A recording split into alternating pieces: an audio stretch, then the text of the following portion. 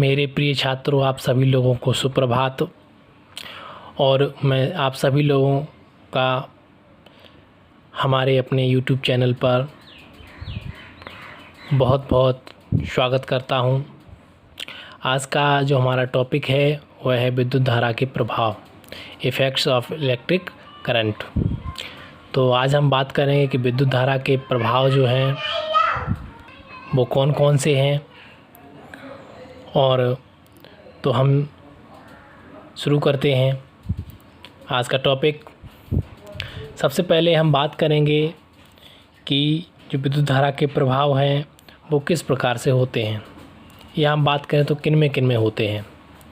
तो सबसे पहला इसका जो है वह है ऊष्मीय प्रभाव, हीटिंग इफ़ेक्ट। ऊष्मीय प्रभाव, हीटिंग इफ़ेक्ट, जैसा कि आप जानते हैं कि प्रत्येक चालक पदार्थ जो होता है वो स्वयं में से होने वाले विद्युत धारा प्रवाह का कम या अधिक विरोध अवश्य करता है, जिसके फलस्वरूप वह गर्म हो जाता है। यह विद्युत धारा का कौन सा प्रभाव कहलाएगा? ऊष्मीय प्रभाव कहलाएगा। कोई वस्तु है, वो कोई वस्तु मान के चलिए चालक है, कुचालक की बात नहीं हो रही यहाँ पर। कुचालक वस्तु जैसे लकड़ी है, प्लास्टिक है, तो या सूखी मिट्टी है, पत्थर है, तो ये कुचालक हैं। इनमें हम विद्युत प्रवाह की बात नहीं कर रहे हैं। विद्युत प्रवाह ऊष्मीय इफ़ेक्ट इसमें नहीं होगा।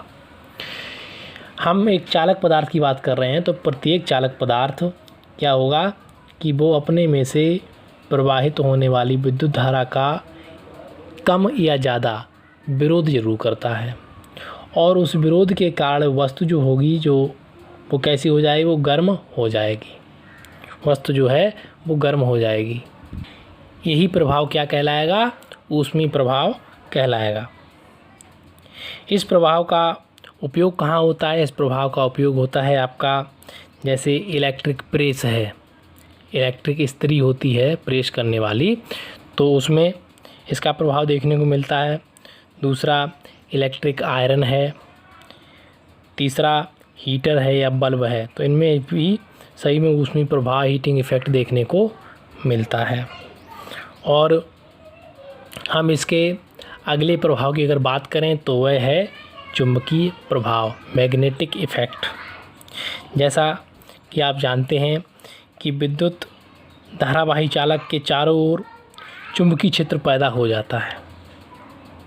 यह विद्युत धारा का विद्युतीय प्रभाव चुंबकीय प्रभाव कहलाता है। इस प्रभाव का उपयोग विद्युत घंटी में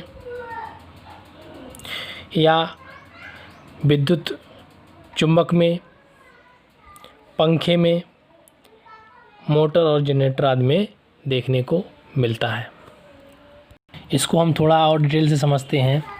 जैसे मान के चलिए कि आपने पंखे को देखा होगा। पंखे के अंदर की जो वाइंडिंग होती है वो कुछ इस तरह की होती है। इसमें आपका कॉपर का वायर जो है वो भरा रहता है, और इसके अंदर एक रोटर घूमने वाला लगा होता है, ये पुली धातु की। तो होता क्या है कि जब इसमें हम करंट फ्लो करते हैं, धारा प्रवाहित होती है, तो इसके अंदर एक चुंबकीय फ्लक्स या हम कहें चुंबकीय क्षेत्र उत्पन्न हो जाता है, जो कि एक दिशा से दूसरी दिशा की ओर तेज़ी से चलता है।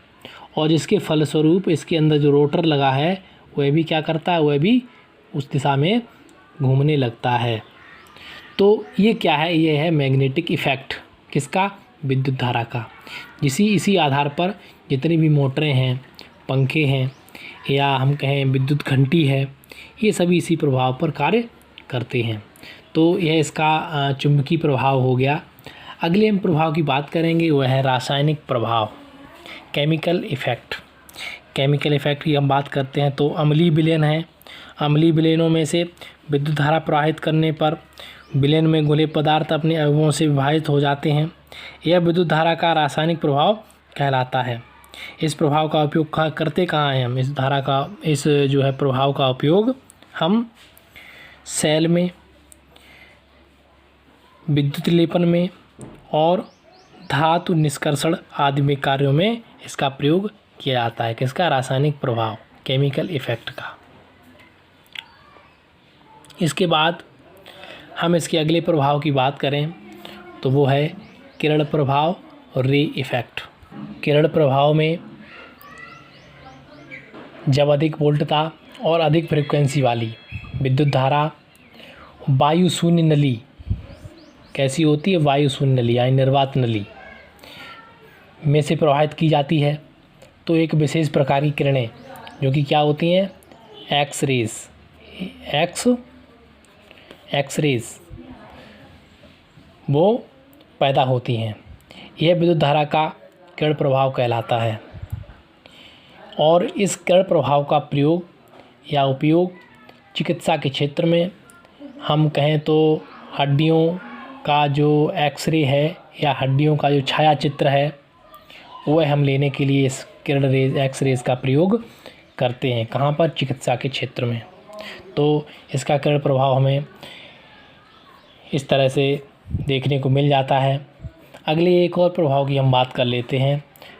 अगला नंबर 5 वह है कि गैस आयनीकरण प्रभाव।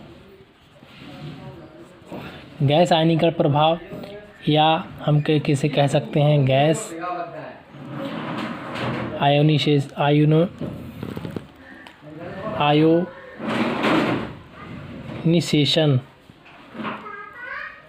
इफेक्ट।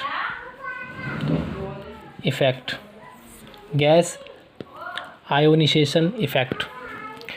तो गैस आयनीकरण प्रभाव ये क्या होता है कि किसी विसर्जन नलिका में भरी हुई मरकरी पेपर गैस, विसर्जन नलिका में भरी mercury vapour gas, sodium vapour gas आदि में से विद्युत धारा प्रवाहित करने पर गैस का क्या हो जाता है? आयनीकरण हो जाता है। यह विद्युत धारा का आयनीकरण प्रभाव कहलाता है। इस प्रभाव का उपयोग उच्च प्रकाश तीव्रता वाले बल्बों में किया जाता है। किसका? गैस आयनीकरण प्रभाव का कहाँ पर प्रयोग किया जाता है? उच्च प्रकाश तीव्रता वाले बल्बों में इसका हम प्रयोग करते हैं या प्रभाव देखने को मिलता है।